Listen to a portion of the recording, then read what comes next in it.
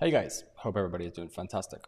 I wanted to run you guys through the trading view templates and demos that I personally use myself. It's something that I got asked a lot about, and I thought I'd just run you guys through it for yourselves. You can either take the exact template that I've got, same color waves and everything of that nature, or you can go and use the same way that I've created mine to then go and create your own. So I want to start with the candles. Now you can clearly see I love the candles that I have personally. I love the color wave that I have. I do find that like psychologically, it helps to have neutral candle colors, something subliminally, right? So you couldn't quite actively say to yourself, a red candle makes me feel negative or a green candle makes me feel positive emotionally. But subconsciously, under the level of your awareness, it does that, right? It's literally known as color behavioral science or something along the lines of those lines, understanding the psychological factors of colors, and that's why you have big brands use certain colors to promote certain emotions. So don't let anybody tell you that that's nonsense. It is just literally psychology. So just a small little thing like having neutral color waves. You won't notice it consciously, but certainly you don't understand to what degree it could have an effect on your trading, and why not? Every small piece of your edge counts. With that said, the body of my bullish candles, I have them the second shade of a gray at 50% opacity. The borders are the darkest black at 50% opacity, and then the wick are black, the darkest shade of black, and 100% opacity. For both of them, I want the wick to be very clear. Borders of my bearish candles, they are the second deepest shade of black at 80% opacity, and the body is actually the third deepest shade of black at 50% opacity. It's kind of a light gray, dark gray type of thing that I tried to build. And yeah, I really enjoy these color waves. I, like you probably have had many color variations over the years: purples, blues, greens, etc., etc., etc. So those are my colors for the candles, and the way you can do that is just literally double click your candles. I don't have any of this sort of stuff on, highs and lows, all of this bid and ask. I don't have any of that sort of stuff on my candles. Just literally, I want the candles. So, and I have the present price line as well, which is the last price line. So that's what I have for my candles. Moving into the tools that I use, we have here the info line. This is what I use for my, quote unquote trend line, as many people use. I personally find that the info line is a little bit more subtle. You can get it thinner, and I prefer the minimalist approach to my charts. I want to see as little as possible, but be able to see it nonetheless. So I go with the info line. I have the cross here. And the reason I have the cross here is just because it's easy if I want to come back onto the charts. Just a quick one, cross, and then I'm back on, moving away from a tool. So that's why I have the cross there. I have obviously the rectangle here. This is for my supply and demand zones. Again, I keep this at the second purple at 5% opacity. So it's basically gray, but it's purple. You understand what I'm saying? Like it is purple, but it's such a faint purple that it's, almost gray. And again, it keeps it quite neutral. Purples are my favorite color, so it's just something that I have as a preference. I use this for both my supply and demand zones, typically speaking. So that's for the supply and demand zones primarily. The brush I have, this is for a lot of teaching, primarily, less to do with my actual trading in of itself. In all honesty, this is teaching. The highlighter is super important. The highlighter I use for my structural points. So when I'm mapping out my structural highs, for example, like highs, lows, I like to have it mapped out in those circles. It really helps. You'll see that I have actually 3 color waves in here. So what you want to do is on the highlighter in here, you can just essentially dab a dot, and then you can pick the color. Let's say you wanted to have red, right? Okay, now you have a red dot, so you want to like double click your red dot, then go to settings. Okay, that's not correct. Oh yeah, it is. So you want to save this essentially as your structure points. Let me get into that. So you can see I have 3 dots here, right? I have blue, green, and red. Those are for my 3 different types of structure. So I have my internal counter as blue. So what you'll notice is, and you can do this as well, if you select the blue, come here to this 3 squares and a plus sign, templates, right? You can see I have already labeled mine. But what you can do is you can save drawing template as, and then you can just put it as, for example, IC, internal counter. And then essentially what you'll be able to do is every time you have this, you can just go here and just click IC2 and it'll change the color for you. That really helps, especially when you're just in your flow of mapping out the chart instead of always just trying to change colors manually. It's just one subtle thing that makes the experience just a little bit more easy, in all honesty. And I like to have things color coordinated. It just helps the level of organization. With marking out your charts, you want everything as specific and organized and minimalistic as possible. That's going to enable you to make better decisions in the moment. So I have blue for my internal counter.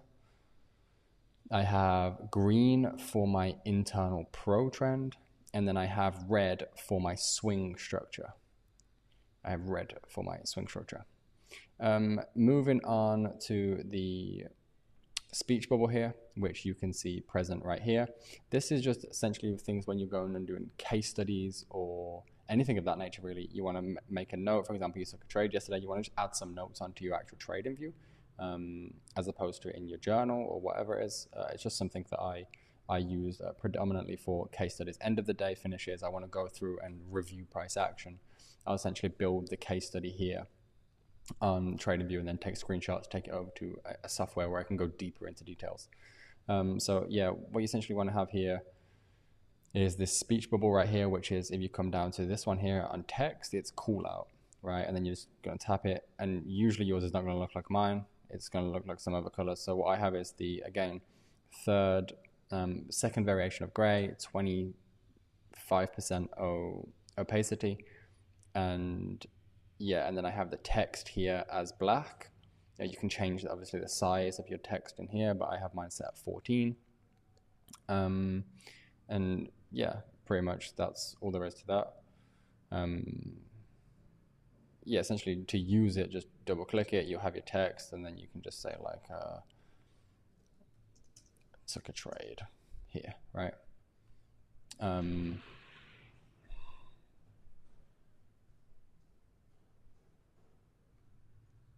So moving into the fib. For the fib, I just use 3 levels predominantly for premium and discount tool. So when you come in here, oh, and by the way, guys, if any of these, like the labels that we go through and all that sort of stuff, and the premium and discounts and supply and demand and stuff, you're probably watching this when you're just coming in. So don't worry too much at the moment. Like, don't let it overcomplicate you. When you go through the modules and you start picking up like what's an IBOS or what's a swing high, or you know, what's liquidity, what's a liquidation, what's a change of character, what's premium and discount, what's supply and demand. Like, don't worry about all that stuff. The chances are you have a good understanding of some of it, but if you don't worry about it.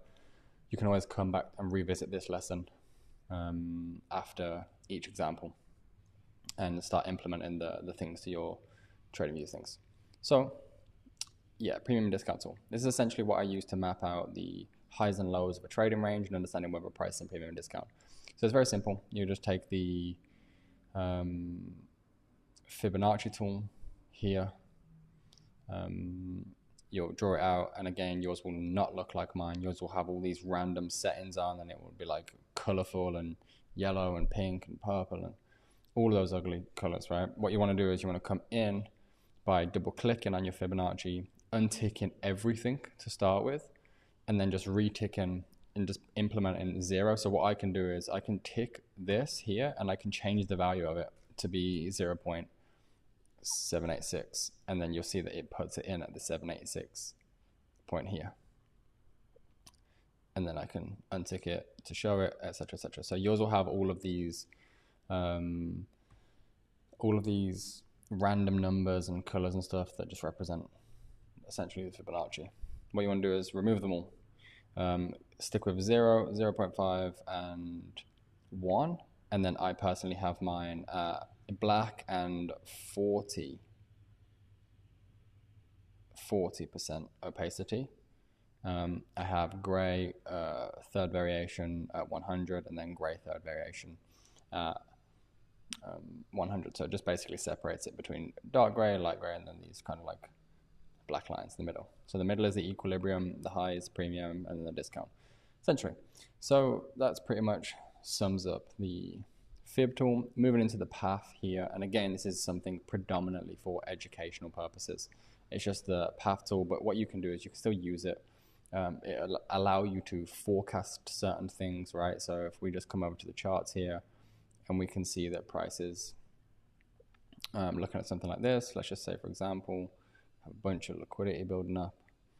In this area right here, we have our structure.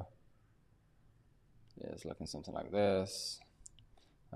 And so basically just by analyzing things, we can say, okay, maybe we're going to come for a little run on some area liquidity, pick up some demand, and then continue. And so you can have that kept on your charts so that at future points in time, perhaps you'll be able to see that play out, or you'll just be able to leave it on there so that you can understand, like, this is the bias that I have for the day. And then you can essentially, just to help you track of things, and then price plays out in some form of variation to what it is that you have mapped out. So that's that. In regards to the path, again, for me, primarily use it as educational purposes, showing outlooks, what I'm expecting in this session, X, Y, and Z, showing theoretical examples, as you'll see as you continue on in the program. So here, these ones here, of course, self-explanatory, long position, short position. For my short position, I just have second variation green at 13%, and then I also have the stop loss at gray at 20%. And then in here I have, for long position, I have the gray, second variation gray, 23% for take profit, and stop loss is this opal blue in here at 15% opacity. Nothing too complicated with these ones in reality. Kind of does go against the whole concept of what I was explaining earlier in regards to the candlestick colors. But once the trade is on, the trade's on. Like it fits the plan. The trade's on. There's no taking the trades off anyway. So if it does inflict emotion on me, hey, it's my own issue. Maybe for you, maybe you personally will have it set up something along the lines of this. We have it as gray. You know what? Let's go along and do that together now. Let's set it as, let's go 30% opacity, third variation gray for my stop loss. And then let's go for my target, third variation, 15% for my take profit. Let's also do the same for this in here. Let's go third variation, 30% for my stop loss, and let's go 15% third for my take profit. So there you go. Now we're color neutral. Nothing to complain about. For my long and short positions, just kind of showed you those. Again, to edit them, you can just come and double click them. And then moving into obviously just standard text. Like I have this set on here. I very rarely use text, to be honest. I'm more likely to use callouts. It's more organized. I can pinpoint specific areas of price and then take it away, so I can have so many different notes in one area as opposed to just a single piece of text. So I don't really use that, in all honesty. And then, finally, of course, there's a bunch of different tools in here that we don't use. So the ones that we do use, we essentially come in and we highlight them. And that will add them to this bar right here. And that'll be kind of your predominant toolbar. So moving into these in here, right? This is essentially how we, not sure why all these changed. This is how we have our markups, right? For things like breaks of structure, etc., etc. So again, don't worry if you don't understand the terms right now. You will understand them at a later date as you go through the modules, and you will begin to understand them. Then you can come back to watch this video and implement them for yourselves. So in here, I always use the info line. So right here, you see style. There's 3 different types of styles. You can have a dotted line, you can have a dashed line, or you can have a straight line. So for a lot of the internal stuff, I do dash lines. It's more subtle. So in here we have the dash lines, and again, you'll understand these things. So what you'll see is I have all of these, right? BOS, change of character, H4 swing high, H4 swing low, internal break structure, internal change of character, liquidation, liquidity, M1 swing high, M1 swing low, M15 swing high, M15 swing low, and this was just an old one, swing high. So yeah, these are all of the predominant tools that I use when mapping out something like, for example, I'm like, okay, price broke structure. So I'll just take my info line. Oh, here's a cool hack for you guys as well. Set it here. And most people are always trying to like line it up properly. Use shift on your keypad and it will just automatically straighten the line in whatever direction you're going. So most people are like trying to line it up perfectly. And sometimes the last thing you want is to have some sort of breaker structure like that, right? You want it to be, perfect. Accuracy and attention to detail is important. So yeah, you can use shift and it will, no matter how far you go, it's just going to keep the line straight instead of trying to do it myself and trying to line it up and waste time. Just efficiency. So shift for that one there. Then once I draw my line, what I can do here is apply whatever it is, right? So maybe it was a break of structure. So I'll add break of structure and it'll just automatically infill there for me break of structure. And then, this is now my swing low. So I can just put this in here. What time frame is it? 15-minute swing low, and I just pull up, boom, M15 swing low. Same as here, right? I can just pull out okay, it's blue. It shouldn't be blue because it's my swing structure. So I just go boom, swing. And now it's automatically in swing. And then price is going to pull back internally. Price is going to pull back internally. And I'm like, oh, damn, that needs to be IC. And then it starts pulling back internally, right? And then it shifts, and now it needs to be IP, right? Again, you'll understand those things later, but there's just ways of using the tools, and you can always revisit this video again and again to understand how to grasp and use TradingView in an ultimately. So yeah, that's that right here. I'll run you through briefly what they are. So I have IBOS for internal break structure, and if you want to create any of these yourself, essentially just draw the line out, select the style, then you just essentially double tap it. Then you go over here to text. And then let's say I wanted to just call this internal structure. For whatever reason, you can align it. Do you want it in the middle? Do you want it on the top maybe? Do you want it on the bottom maybe? I used to have it where if it broke structure to the upside, I would have the break of structure on the top. If it did to the downside, to the bottom. But then I realized I've just got two breaks of structures for everything, and there's too many. So I just put it in the middle as neutral. That's what I have worked best for me. Do you want it on the right hand side? Do you want it on the left hand side? Do you want it central? Again, central for me works. So middle and center works best for me. And then again, same thing, template down here, save as, and then you can just label it internal, right? And then next time you go to draw a line, a straight line, I can just look and I can go internal and then boom, internal structure. And then again, another little keypad hack is like command, mouse click, and then you can just hover over everything to just delete everything very easily. So we have internal break of structure, internal change of character, normal change of character, normal break of structure. This tick represents liquidation. To get this tick, I'm pretty sure it's like I went to Google and basically just said tick and copy and pasted it into TradingView. So when something gets liquidated, for example, let's say you have, equal highs, I can just pull this out and be like, oh, okay, that was liquidity, right? Which is this one here with a dollar X dollar. That's liquidity. Okay, we have liquidity. Oh, okay, now it's been liquidated. Cool. So that just enables me to be like, yeah, that liquidity that was once there has now been liquidated. So at least I can keep track of all the liquidations that take place. Because typically when price liquidates in one area and shifts to a new area, that's because, of course, there's no more remaining liquidity there. So when you see something get liquidated, you may see price shift, and we have some sort of shift like this, and then maybe we're looking at getting involved in here. Again, all this will make sense at a later date, so don't worry too much for now. So yeah, we have liquidated, liquidity, and then again, these are just our time frame swing highs. Again, I did have just one swing high and swing low for everything until I I had one swing low and one swing high for everything until it started just to be super messy. Like I'd have my M50. You wouldn't really understand what's the swing high for what time frame, etc. That's the thing with multiple time frame analysis.